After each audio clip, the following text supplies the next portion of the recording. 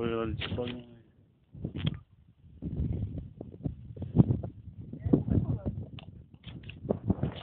A sunat la ăștia la Uriș, că s-a ursat la cartela, că la mine s-a stricat un și am stricat 3 abonamente. Și-am dat unul și au lăsat telefonul dat în 3. Și am sunat acolo și îl blochează. I-am zis o parolă. Și bine ori îmi dă altă cartelă de altă. Așa nu fac aia și nu pot să dă. Dar vede la că nu mai poate.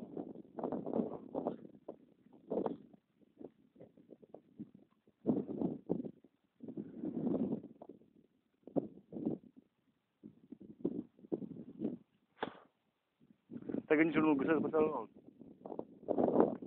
Nu știu. Dar eu cred că l-am lăsat acolo la ei. Poate cam tare.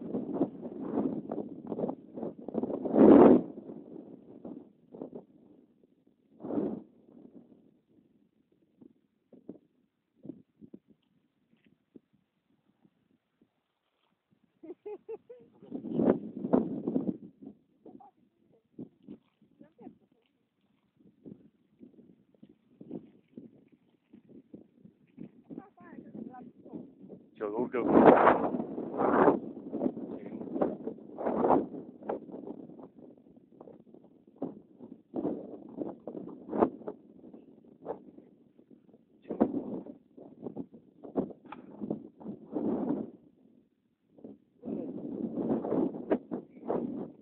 Stai că ce e jos, ce e jos. Dar stai că face puțin.